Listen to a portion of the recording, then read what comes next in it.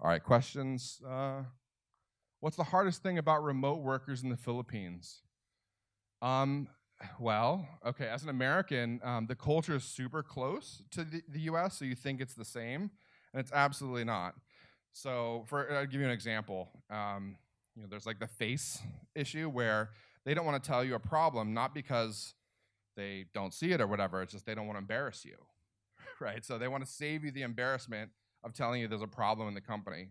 So, we've gotten to the point where we have a few people on our team that are bell ringers, like, and they've been with us 8 years, 9 years now. They'll tell us the problem, and even if the problem is totally like we're fine with it or it's not an issue, we will not say that to them. We're like, yes, thank you for bringing me that problem. I totally appreciate it because we do not want to shut down that feedback. It's hard to get in the Philippines, so that's a little different than the U.S.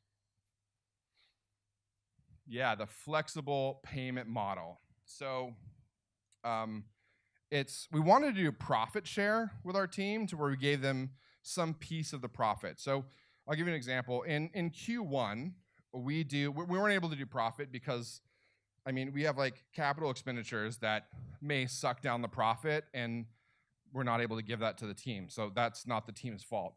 So what we do is we do a percentage of revenue. So it's a percentage of revenue, and we have a goal. God, this is gonna be terrible without showing you the numbers, but we have a percentage of revenue, and then if they go above the goal, we give them a bit more. If they go below the goal, then they get less of a percentage. That doesn't make any sense, but see me afterwards, and I'll answer that question. How'd you decide to pursue the website flipping business when Flippa.com was seemingly dominated the marketing back then? Yeah, interesting.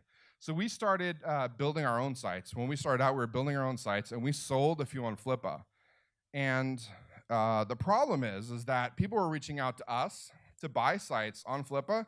They said, no, don't list on Flippa because you're giving away the niche, you're giving away all the information up front, and like you're getting a dozen copycats of people that are not buying the sites, but are just seeing the auction and then building the site to compete.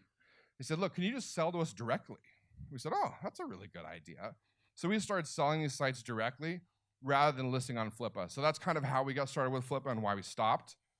If it wasn't for that, I think we probably would have just continued on Flippa. Again, we were selling, at that time, it was like $2,000, $3,000 sites. And then we kind of like worked our way up, which is what led to our growth. So we do now like our minimum sites like 30,000 up into our biggest is 1.7 million. Details of the comp plan. Yeah, that's just too hard to discuss. I think I'd have to lay it out. But like, let's say for example that our revenue goal was, $1 million for the quarter, which is not far off what it is right now in terms of fees. They would get, if we hit our goal, they'll get a pool of 10% of that money, right?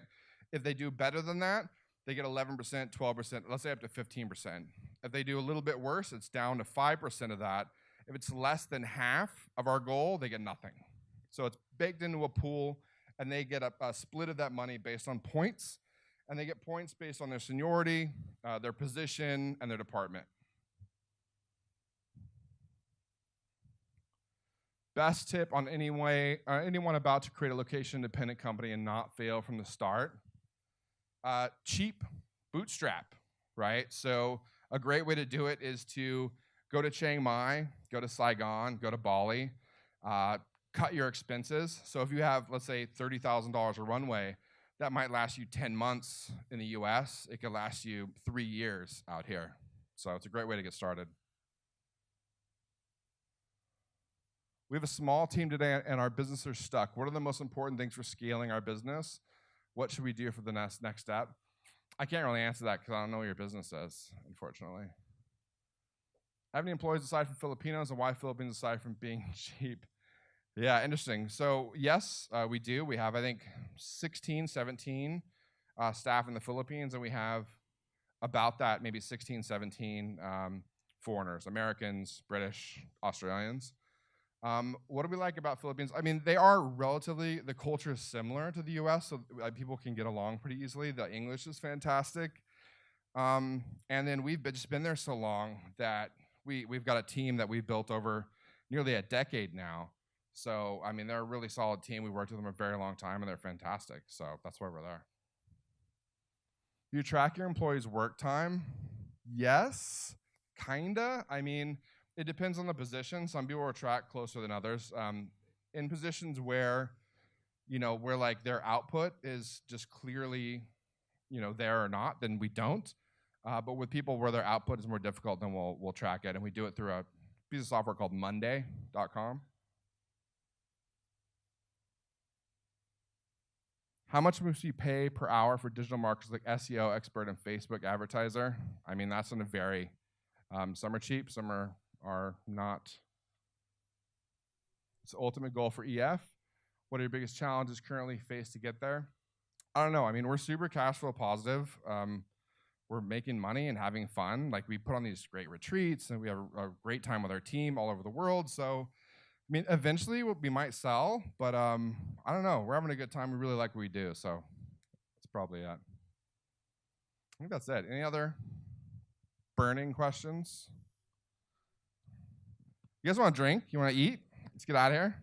Thanks, guys. That's awesome. Great, Paul. Thank you.